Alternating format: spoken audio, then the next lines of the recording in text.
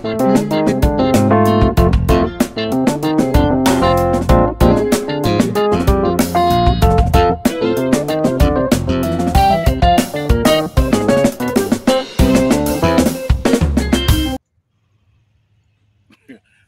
family and friends. Today we're going to be looking at azaleas, elephant ears, and petunias.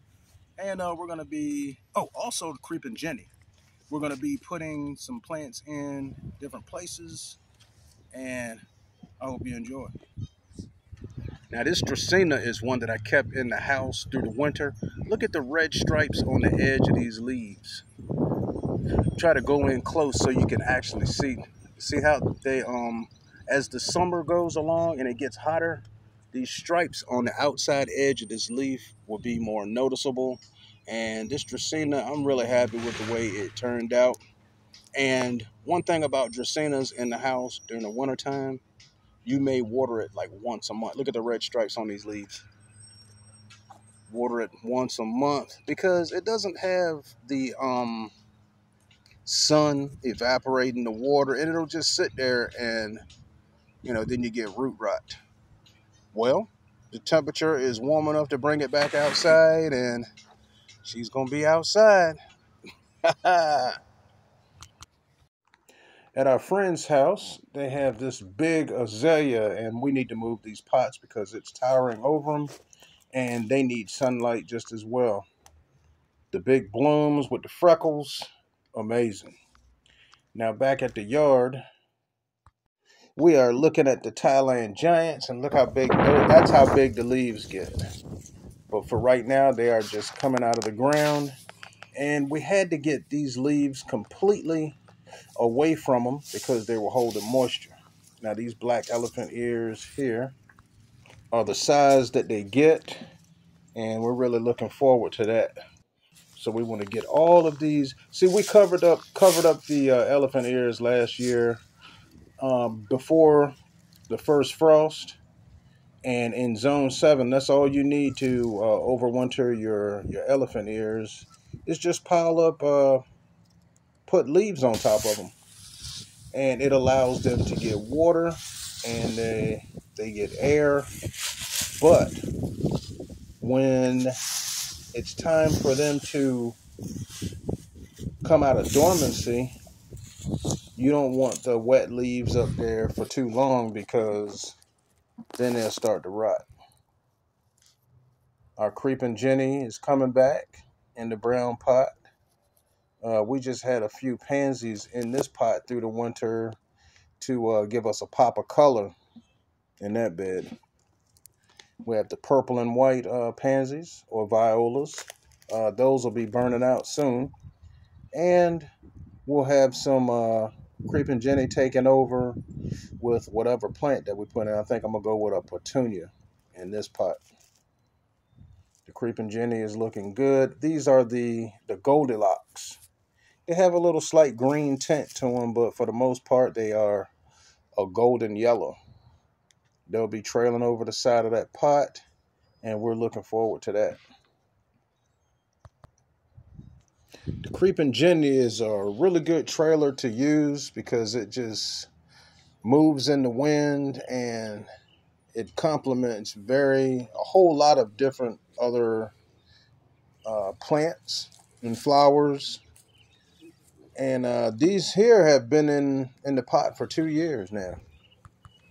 Got this bed cleared out, and diamond head elephant ears will be coming up, and some of the other colocaceas will. We had mums in this bed a while back, and the diamond head elephant ears towered over the back. This is a random clip of some garden phlox and tulips. Look at that. That scallop wave to it.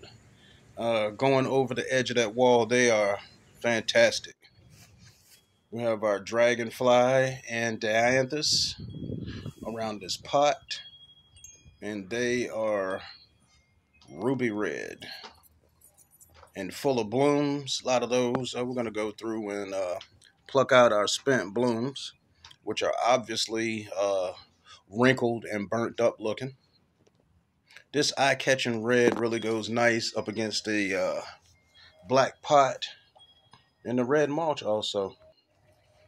We have a Dusty Miller that made it through the winter. And there's space in that pot to put a something that trails in there. And we'll be able to see it from the back and the front yard. Our azaleas are blooming. And I mean blooming. Yeah, once they start blooming, this whole bed is going to be full of color. We have different shades of red. We have salmon color, pink, lilac. And believe it or not, we have an orange azalea in the back. These nice pink fluffy azaleas are beautiful with those freckles in there. And I'm just waiting for these other buds to open. Got this nice red azalea. And I really wasn't into azaleas until recently, until Janice introduced me to a lot of different colors. Have our Diplodenia up top.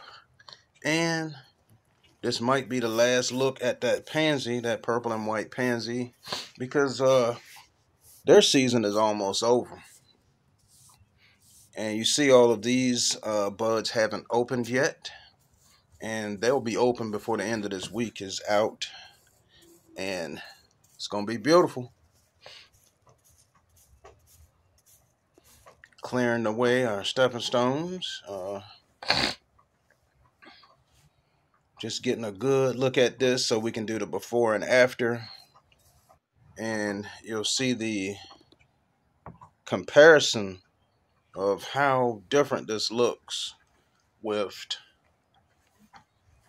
azaleas about to open and azaleas blooming. It's amazing. I didn't think I would end up liking them this much, but they're starting to grow on me. Nice fluffy. And this one here has several layers of blooms, layers of petals. And we have a nice little walkway so that we can access the big pot in the middle and get that pretty. So it'll be looking good just like the azaleas.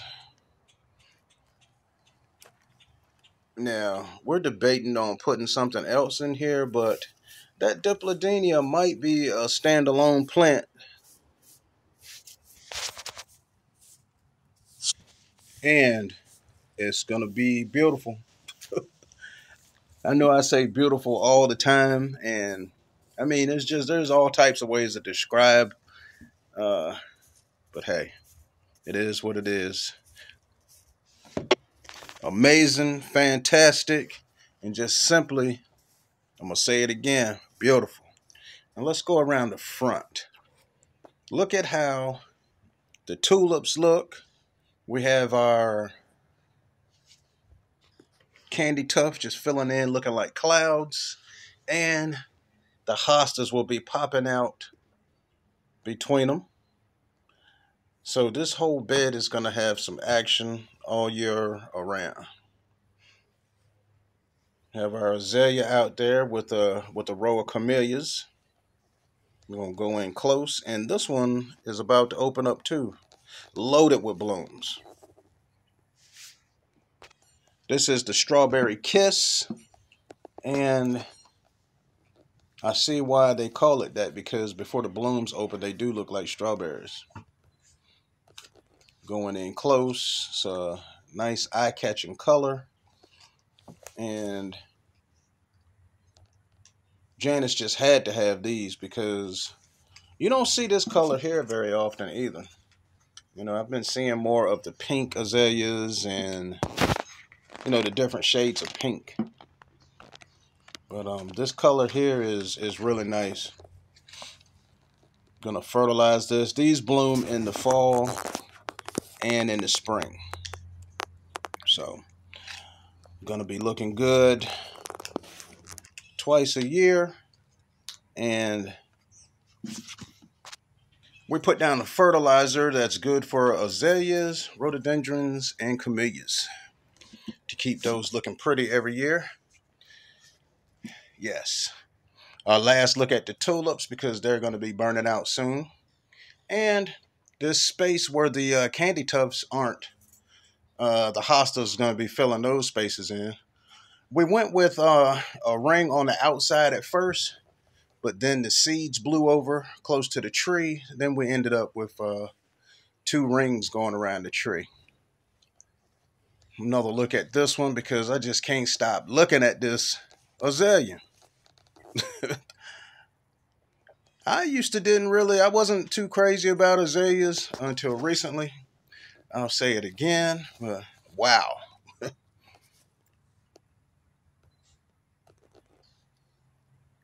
So as the buds start to develop, we fertilized them and just putting a ring of fertilizer around the drip line, and that's going to give those blooms a boost. This year, we're going to have more pink flowers in here to go along with this. I guess it's like a fruit punch color, but it's going to be a nice change to the yard. I don't think she's gone with all pink yet. We have this white azalea on the corner of the house, looking like a giant snowball, and it's loaded with blooms too. The white azaleas look a little rough when the blooms are spent, but when that happens, I just come through with the blower and just blow off the spent blooms. There's a couple more creeping jennies and some white petunias that I'm going to be using in different spots. I'm going to be putting those in places where plants have burnt out because some areas I don't want to take out the winter plants right away. Just want to touch up and just fill in. Got a couple of pots on our friend's table back here that we're going to use some of these petunias in, and we definitely have to keep an eye on the watering because these terracotta. Did I say terracotta? Terracotta. Terra, terracotta pots have pores in them and they dry out really quick. So when we water these, we're gonna soak them down till the water is coming out of the bottom. And sometimes Janice will water them, and then she'll put water in the bottom tray too, so it can wick up like Wikipedia. So this is a nice little centerpiece for this table, and they can handle the heat too. They just have to be watered. I had to keep an eye on that water because of these pots. Ordinarily, I wouldn't put petunia in a terracotta pot, but hey, first time for everything, huh? Not everything, but you know, I'll give it a go since they look nice on the table. I think they stand a chance because this is a nice sunny area, and we'll just see what happens. Out in the front, we have the pansies, and over on this side, at another friend's house, she has some pots here with assorted plants with different colors and textures. We have the Dusty Millers, verbenas, and some calabacoas.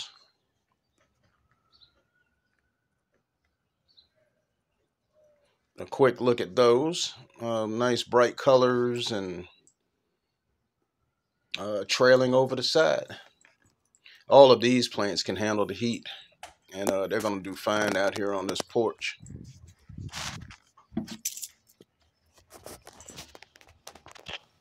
Now in this bed, we have the dianthus blooming, and in the front there's pansies. And going into the season, we're going to put something bigger in there so we don't have such a drastic height difference with those. And in the backyard of our friend's house, the pansy pots are still doing good. and looking at the creeping Jenny again, because all of those pansies will be coming out, but the creeping Jenny will reward us all through the summer. It's a shame that these are going to be going too, because they really filled this bed out. They are 4 times the size they are when we put them in. We have the Silver Falls up here. We'll be replacing that today.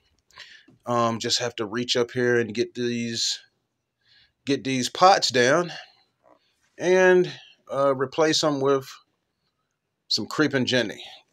This was the Silver Falls up here. There you can see how long they got. It was like 2.5 feet long, hanging over the side. Whoa. Struggling with this. Hang on a second. There we go. Sit her down and get another look at how long these Silver Falls got.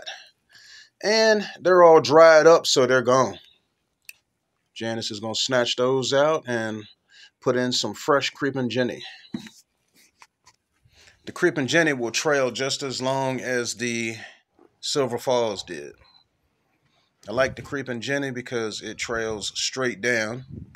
I was a fan of the potato vines, but they just take over.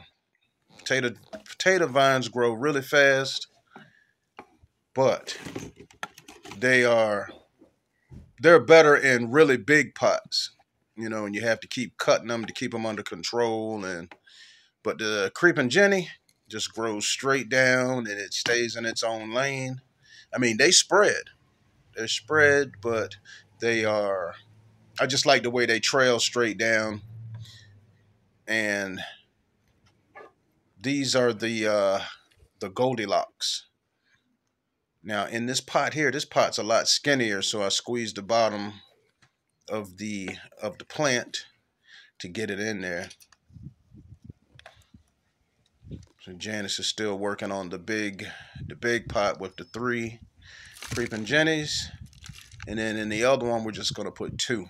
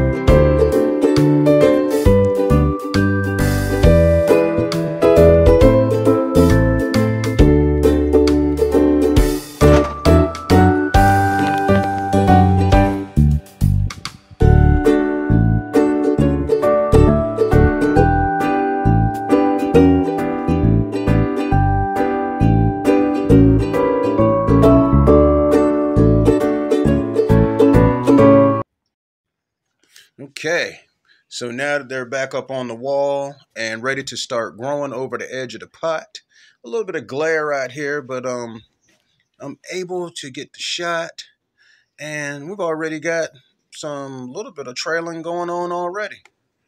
So this is where they have them, and I think it's a good location for them. It breaks the monotony of that brick wall. And the pots here, another good look at these creeping Jennies on both ends and these beautiful pansies, which won't be here long. Now let's go look at the elephant ears. Now from the first time we looked at these coming out of the ground was a week ago, and the leaves are developing. We have a few damaged, a little bit of damage, but they are going to be fine. These are the Thailand giants. And you can see the little ridges in between the veins on these leaves. Stunning. We have the Cora Punch Vincas about to go into this bed in the back corner of the house. And we'll space out the pots. They are ready to go. Get these planted, and don't forget to subscribe. If you like this content, give us the thumbs up, and We look forward to doing a lot of things with different colors and textures. These creeping jennies are our go-to for this year. If there's other plants that you would like to know about or see in the videos, write them down in the comments below.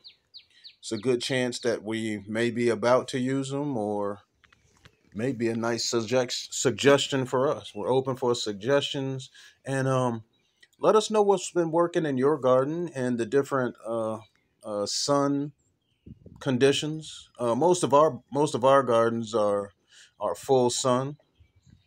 We have parts of the yard that are just are part shade, or should I say part sun.